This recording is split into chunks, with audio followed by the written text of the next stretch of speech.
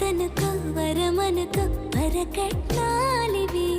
ఒడుపుగా వరస కలిపి మహాశయ మగువ నేలుకో నేను తలవక గడవదు కథ